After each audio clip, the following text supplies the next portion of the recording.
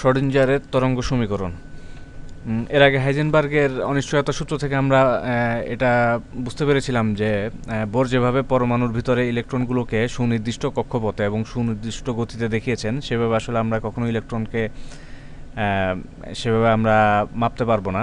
অর্থাৎ আমরা একই সাথে অবস্থান এবং তার শক্তি বা ভরবেগ সেভাবে আমরা মাপতে পারবো না, বরঞ্চ আমরা একটি পরমাণুর ভিতরে ইলেকট্রনকে আমি কিছু সম্ভাব্য অবস্থানে দেখাতে পারবো। সেটা একটা নির্দিষ্ট জায়গা জুড়ে হবে, কোনো নির্দিষ্ট স্থানে হবে না, বরঞ্চ বেশ খানিকটা জায়গা জুড়ে হবে এবং সেটা নিউক্লিয়াসের চারদিকে অনেকখানি জায়গা জুড়ে পরমাণুর অবস্থান আমি এভাবে দেখাতে পারি, ইলেকট্রনের অবস্থান আমি এভাবে দেখাতে পারি, যেটাকে আসলে আমরা ইলেকট্রন মেঘ বলতে পারি। আমরা এটা বোঝানোর জন্য ফ্যানের সাথে তুলনা করেছিলাম। ফ্যান যখন ঘুরে আমরা তখন ফ্যানের ব্লেডগুলোকে আলাদাভাবে শনাক্ত করতে পারি না, অনেকটা এরকমই, বরঞ্চ আমরা পুরো ডিস্কের মধ্যে যে কোথাও ফ্যানের ব্লেডগুলো আছে সেটা আমরা জানি, এর বাইরে যে এই ফ্যানের ব্লেডগুলো থাকবে না আমরা এটুকু বুঝতে পারছি। কিন্তু এই ফ্যানের এই বৃত্তের মধ্যে, ফ্যান যখন ঘুরছে তখন ফ্যানের এই বৃত্তের মধ্যে কোথায় ব্লেডগুলো আছে সেটা আমরা আলাদাভাবে শনাক্ত করতে পারি না। পরমাণুর ভিতরে অনেকটা একই রকম, এবং এই জিনিসটিকে ব্যাখ্যা করার জন্য শ্রোডিঞ্জার তার ওয়েভ ইকুয়েশন বা তরঙ্গের সমীকরণ প্রস্তাব করেন, যেখানে ইলেকট্রনের অবস্থানকে সম্ভাব্যতার আলোকে ব্যাখ্যা করা হয়, যেন সেটা এর আগে হাইজেনবার্গ অনিশ্চয়তা সূত্র মেনে চলে। তো তিনি ইলেকট্রনগুলোকে পরমাণুর ভিতরে কিছু নিশ্চল তরঙ্গ হিসেবে কল্পনা করেন। নিশ্চল তরঙ্গ আমরা যদি পড়ে থাকি আমরা এটা পাবো হচ্ছে ফিজিক্সের সরলছন্দিত স্পন্দন এবং শব্দ সংক্রান্ত অধ্যায়গুলোতে। আমরা যদি একটি গিটারের তারে কম্পন সৃষ্টি করি তাহলে এখানে যে তরঙ্গ তৈরি হয় সেই তরঙ্গ এই গিটারের তারের মাঝে স্থির অবস্থায় থাকে, অর্থাৎ এখান থেকে তরঙ্গটি অন্যদিকে যেতে পারছে না। ফলে এই গিটারের তারের মধ্যে যে তরঙ্গ তৈরি হচ্ছে সেটাই হচ্ছে একটি নিশ্চল তরঙ্গ। যাই হোক, আমরা এখন নিশ্চল তরঙ্গ সম্বন্ধে বিস্তারিত আলোচনা করব না, এটা আমরা যখন শব্দ সংক্রান্ত অধ্যায়গুলো পড়ব ফিজিক্সের তখন এগুলো বিস্তারিত আসবে। তো শ্রোডিঞ্জার চিন্তা করলেন যে গিটারের যেরকম সুনির্দিষ্ট তার আছে, আমরা পরমাণুকে সেরকম সুনির্দিষ্ট একটি অবস্থানে এবং এটাকে ত্রিমাত্রিকভাবে ধরে আমরা ইলেকট্রনকে একটা নিশ্চল তরঙ্গের সাথে তুলনা করতে পারি, যেহেতু ইলেকট্রনের তরঙ্গ ধর্ম আছে। এবং তিনি একটি তরঙ্গের সমীকরণ নিলেন এরকম, সাই সমান এ সাইন এক্স বাই ল্যামডা, এটি একটি তরঙ্গের সমীকরণ। তরঙ্গের সমীকরণ আমরা জানি, আমরা যদি খুব সিম্পলি একটি তরঙ্গ সমীকরণ দেখাই তাহলে এভাবে দেখাতে পারি y equal to sine theta, এবং এই গ্রাফটি পাবো আমরা এরকম। এখানে একটি কথা বলে রাখা ভালো, আমরা এর আগে যখনই আমরা তরঙ্গ আঁকার চেষ্টা করেছি আমরা আসলে এরকম একটি চিত্র দেখিয়েছি। এটা আসলে তরঙ্গের চিত্র নয়, এটা তরঙ্গের গ্রাফ, অর্থাৎ একটা নির্দিষ্ট সময়ে তরঙ্গের তীব্রতা কীভাবে পরিবর্তিত হয় সেটা এখানে দেখানো হচ্ছে। এটার সাথে বাস্তবের খুব সামান্য কিছু তরঙ্গের মিল থাকতে পারে, যেমন পানির তরঙ্গ। পানিতে যখন আলোড়ন সৃষ্টি হয় তখন এরকম ঢেউ তৈরি হয়। কিন্তু আমি যদি চিন্তা করি ইলেকট্রন পরিবর্তী বিদ্যুৎ বা অল্টারনেটিং কারেন্টের তরঙ্গ, একটা পরিবর্তী বিদ্যুৎ প্রবাহে ইলেকট্রন একটি তারের মধ্য দিয়ে একবার এইদিকে এবং আর কিছুক্ষণ পরে বিপরীত দিকে এভাবে যাতায়াত করতে থাকে, এবং এটাকে আমরা যখন গ্রাফ আকারে দেখাই তখনই কেবলমাত্র আমরা এরকম একটি গ্রাফ পাই। কিন্তু আমি যদি প্রকৃত ইলেকট্রনের গতি চিন্তা করি তাহলে কখনোই ইলেকট্রনের গতি এমন হয় না, বরং ইলেকট্রন এভাবে একটি তারের মধ্য দিয়ে আগে পিছিয়ে করতে থাকে। একইভাবে আমি যদি শব্দ তরঙ্গ বিশ্লেষণ করি তাহলেও দেখব যে আসলে শব্দ এরকম কিছু বায়ুস্তরের মধ্য দিয়ে সামনে পিছিয়ে এভাবে কম্পনের মাধ্যমে যাতায়াত করে, যেখানে আসলে এরকম কোনো ঢেউ পাওয়া যায় না। এটা শুধুমাত্র আমরা যখন একটা গ্রাফ আঁকার চেষ্টা করি তখনই আমরা গ্রাফ হিসেবে একটা তরঙ্গকে এমনভাবে পাই। তো যাই হোক, আমি যদি এই সাই সমান এ সাইন এক্স বাই ল্যামডা, যেখানে ল্যামডা হচ্ছে তরঙ্গ দৈর্ঘ্য, এক্স এবং সাই হচ্ছে দুটি চলক, এই সমীকরণ থেকে আমি যদি একটি তরঙ্গের গ্রাফ আঁকার চেষ্টা করি তাহলে এমনই একটি গ্রাফ পাবো, যেটা আসলে একটা তরঙ্গের সমীকরণ। এটা তরঙ্গের অধ্যায়ে, পদার্থের তরঙ্গের অধ্যায়ে এসব নিয়ে বিস্তারিত আলোচনা আছে, কেউ উৎসাহী হলে সেখান থেকে দেখে নিতে পারে। এখন এটাকে যদি আমরা অন্তরীকরণ করি তাহলে আমরা এরকম পাবো D Sai divide by d x সমান A 2 pi lambda cos 2 pi x by lambda. এটা আমরা যখন ক্যালকুলাস পড়ব তখন আমরা কিভাবে ডিফারেন্সিয়েশন বা অন্তরীকরণ করতে হয় সেটা আমরা জানতে পাবো, বা যারা ইতিমধ্যে ক্যালকুলাস শুরু করেছে তারা ইতিমধ্যে জানে কিভাবে একটি সমীকরণকে অন্তরীকরণ করতে হয়। কাজে আমরা এখানে আর সেটা নিয়ে বিস্তারিত আলোচনা, আপাতত ক্যালকুলাসের অংশটি না বুঝলেও চলবে। আমরা শুধুমাত্র দেখি যে শ্রোডিঞ্জার কী ধরনের সমীকরণ দিয়েছিলেন। এটাকে আমরা যদি আর একটু সামনে আমরা যদি দ্বিতীয় ধাপে অন্তরীকরণ করি তাহলে আমরা এরকম পাবো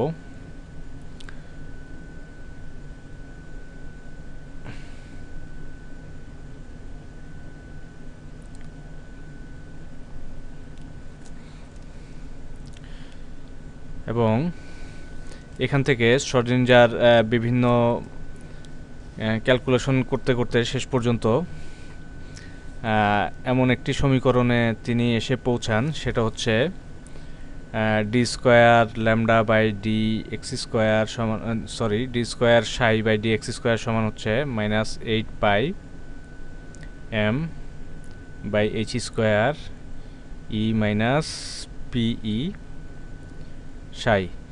এখানে এই সাইকে দুইবার অন্তরীকরণ করার ফলে এই বাম পাশের টার্মটি পাওয়া গেল, আর এই পাশে এইচ হচ্ছে প্ল্যাঙ্কের ধ্রুবক, এম হচ্ছে দৈর্ঘ্য, ই হচ্ছে মোট শক্তি, যে কণাটির আমরা তরঙ্গ এখানে বের করতে চেষ্টা করছি সেই কণার মোট শক্তি, এবং পিই হচ্ছে তার বিভব শক্তি, পোটেনশিয়াল এনার্জি, আর এটা হচ্ছে সেই সাই যেটা বাম পাশে আছে। এবং এটাকে আমি পক্ষান্তর করে লিখতে পারি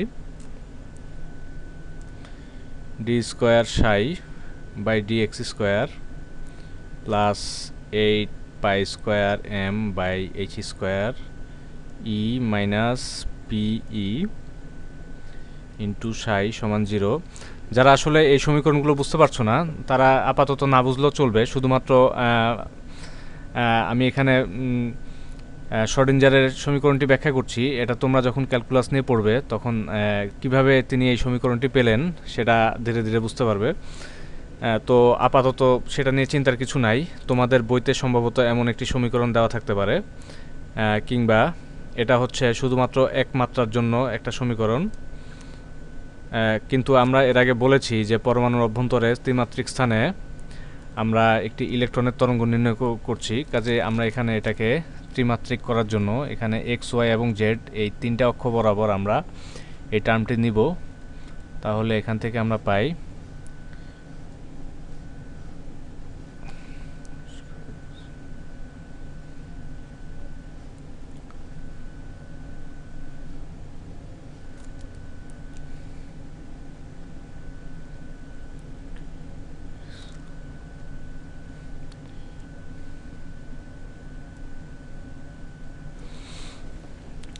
এবং এই তিনটি রাশিকে আমরা একত্রিত করে লিখতে পারি del square psi plus 8 pi square m by h square E minus P E into psi equal to 0। এটি হচ্ছে শ্রোডিঞ্জারের ইকুয়েশনের মূল সমীকরণ, চূড়ান্ত সমীকরণ। এবং এই সমীকরণ থেকে শ্রোডিঞ্জার বিভিন্ন সময় এটার সমাধান নির্ণয় করেন, এবং সমাধান নির্ণয় করে তিনি দেখেন যে এই শক্তির সব মানের জন্য আসলে এটার বাস্তব সমাধান পাওয়া যায় না, এবং শক্তির বিশেষ বিশেষ কিছু মানের জন্য এই সমীকরণের বাস্তব সমাধান পাওয়া যায়। সেই বিশেষ বিশেষ শক্তিগুলো বোরের শক্তি স্তরের সাথে মিলে যায়। অর্থাৎ এখানে বোরের পরমাণু মডেলের সাথে আমরা আধুনিক তরঙ্গ মতবাদের একটা মিল পাচ্ছি। এবং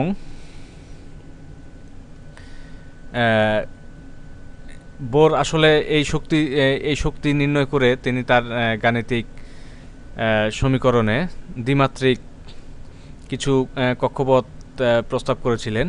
কিন্তু শর্ডিঞ্জারের ইকুয়েশন থেকে আমরা সেই একই ধরনের শক্তিগুলো পাচ্ছি, কিন্তু সেটা আমরা ত্রিমাত্রিক ক্ষেত্রে সেই শক্তিগুলো আমরা প্রয়োগ করতে পারছি। এবং এখান থেকে পাওয়া যায় যে পরমাণুর মধ্যে ইলেকট্রন আসলে সব জায়গায় থাকতে পারে না, এবং পরমাণুর কিছু সম্ভাব্য পরমাণুর ভিতরে কিছু সম্ভাব্য স্থানে ইলেকট্রনগুলো অবস্থান করে, এবং সেই ইলেকট্রন সুনির্দিষ্ট জায়গায় আমরা দেখাই না, আমরা ইলেকট্রনের মেঘ দেখাই, সেই মেঘগুলো আমরা সুনির্দিষ্ট করতে পারি, এবং সেই মেঘের যে কোনো স্থানে আমরা ইলেকট্রনকে যে কোনো সময় পেতে পারি। এবং এই ধারণা থেকে পরবর্তীতে অরবিটালের ধারণা তৈরি হয়। আমরা অরবিটালের মধ্যে খুব শীঘ্রই আসব।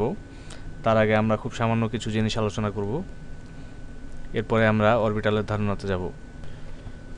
শ্রোডিঞ্জারের সমীকরণ থেকে আমরা ত্রিমাত্রিক স্থানে ইলেকট্রনের কিছু সম্ভাব্য অবস্থান পাই, যেটাকে আমরা ইলেকট্রন মেঘ হিসেবে দেখাই। এবং আমরা যদি সবচেয়ে সরল অবস্থানগুলোকে চিহ্নিত করতে চাই, তাহলে সেটা হয় এরকম একটি গোলকের মতো। এটা নিউক্লিয়াসের চারদিকে একটা বলের মতো থাকবে। এটা হচ্ছে এই সমীকরণের সবচেয়ে সরল আকৃতির একটি ত্রিমাত্রিক শেপ। এবং এখানে যদি আমি ইলেকট্রনের সম্ভাব্যতা একটা গ্রাফ চিন্তা করি, তাহলে আমি গ্রাফটিকে এভাবে দেখাতে পারি। আমার যদি এটা কেন্দ্র থেকে এক্স অক্ষ বরাবর যদি আমি কেন্দ্র থেকে ইলেকট্রনের দূরত্ব দেখাই, তাহলে আমি যদি বোরের কনসেপ্টের সাথে এটাকে মিলাই, বোর যেভাবে n=1 ধরেছিলেন প্রথম শক্তি স্তরের জন্য যে এনার্জিগুলো আছে, সেটা আমরা বলেছি যে বোরের এনার্জিগুলোর সাথে আমরা শ্রোডিঞ্জারের এনার্জির মানের মিল পেয়েছি, যদিও পরমাণুর ভিতরে আকৃতির ক্ষেত্রে বোরের মডেলের সাথে শ্রোডিঞ্জারের তরঙ্গ সমীকরণের মডেলের বিস্তর পার্থক্য আছে। তো আমরা n=1 যদি ধরি, তাহলে সবচেয়ে সরল একটি আমরা আকৃতি পাই, যেখানে ইলেকট্রনের মেঘটা অনেকটা বলের মতো হবে, এবং সেটা ইলেকট্রন অর্থাৎ বলের মতো হওয়ার মানে হচ্ছে একটা নিউক্লিয়াসের চারদিকে ইলেকট্রনের অবস্থানের পাওয়ার সম্ভাবনাটা সুষম হবে, অর্থাৎ সব দিকে সমান থাকবে। একটা নির্দিষ্ট দূরত্বে ইলেকট্রনের অবস্থানের সম্ভাবনাটা এই n=1 জন্য খুবই সুষম থাকবে। কিন্তু পরবর্তীতে এটা অনেক জটিল আকৃতির হতে পারে, ডাম্বেল আকৃতির হতে পারে, সেটা আমরা পরে দেখব। যখন আমরা অরবিটাল নিয়ে আলোচনা করব, তখন আমরা এটা পাবো। এবং এখান থেকে আসলে অরবিটালের কনসেপ্ট আসে। এই এক একটি তরঙ্গ ফাংশনের যে শেপ, সেটাই আসলে এক একটি অরবিটাল। তো যাই হোক, আমরা আপাতত ইলেকট্রনের মেঘে কীভাবে একটা ইলেকট্রনের সম্ভাব্য অবস্থান তৈরি হতে পারে সেটা দেখি। আমি একেবারে কেন্দ্রে আমার ইলেকট্রন পাওয়ার কোনো সম্ভাবনা নেই, সেক্ষেত্রে একেবারে কেন্দ্রে ইলেকট্রন পাওয়ার সম্ভাবনা 0। ধীরে ধীরে পরমাণু থেকে আমরা যত দূরে যাব, তত ইলেকট্রন পাওয়ার সম্ভাবনা বাড়তে থাকবে, এবং একটা নির্দিষ্ট দূরত্ব পরে এটা যদি ইলেকট্রন পাওয়ার সম্ভাবনা হয় ওয়াই অক্ষ বরাবর, ইলেকট্রন পাওয়ার সম্ভাবনা এবং এক্স অক্ষ বরাবর হচ্ছে কেন্দ্র থেকে দূরত্ব। এবং একটা নির্দিষ্ট দূরত্বে, কেন্দ্র থেকে একটা নির্দিষ্ট দূরত্বে এই জায়গা বরাবর ইলেকট্রন পাওয়ার সম্ভাবনা সবচেয়ে বেশি থাকবে। তারপরে ধীরে ধীরে তার ইলেকট্রন পাওয়ার সম্ভাবনা আবার কমতে থাকবে, এবং একেবারে অসীমে গিয়ে সেই ইলেকট্রন পাওয়ার সম্ভাবনা শূন্য হয়ে যাবে। মোটামুটি বেশ এই পর্যন্ত আসলেই ইলেকট্রন পাওয়ার সম্ভাবনা খুব কমে যাবে। সেক্ষেত্রে আমরা অরবিটালটিকে এই আকৃতির ধরতে পারি, যেখানে এই জায়গাটুকু হচ্ছে, আমি অন্য রং দিয়ে দেখাই, এই জায়গাটুকু হচ্ছে ইলেকট্রন পাওয়ার সম্ভাবনা সবচেয়ে বেশি, তারপর তার চেয়ে কাছাকাছিও সম্ভাবনা কম, তার চেয়ে দূরেও আস্তে আস্তে সম্ভাবনা কম থাকে, কিন্তু তারপরও পাওয়ার একটা সম্ভাবনা এখানে থেকেই যায়। কারণ আমরা দেখছি যে এই পজিশনও ইলেকট্রন পাওয়ার সম্ভাবনা আছে, এই পজিশনে ইলেকট্রন পাওয়ার সম্ভাবনা আছে। কাজেই এটা ধীরে ধীরে হ্রাস পেতে থাকবে এবং একটা নির্দিষ্ট স্থানে এটার মান সর্বোচ্চ হবে। কিন্তু এর আগে বোর যেটা বলেছিলেন সেটা হচ্ছে তার মডেলে খুব সুনির্দিষ্ট একটি কক্ষপথ ছিল যেখানে তিনি ইলেকট্রনগুলোকে অবস্থান করে বলে অনুমান করেন, এবং সে কারণে তিনি এটাকে সুনির্দিষ্ট ধরে নেন। কিন্তু আমরা যেহেতু হাইজেনবার্গের অনিশ্চয়তা তত্ত্ব অনুযায়ী আমরা এভাবে সুনিশ্চিত করতে পারি না ইলেকট্রনের অবস্থান, পরবর্তীতে আমরা এভাবে অরবিটালে সম্ভাব্যতার মাধ্যমে ইলেকট্রন অবস্থানগুলোকে দেখাই।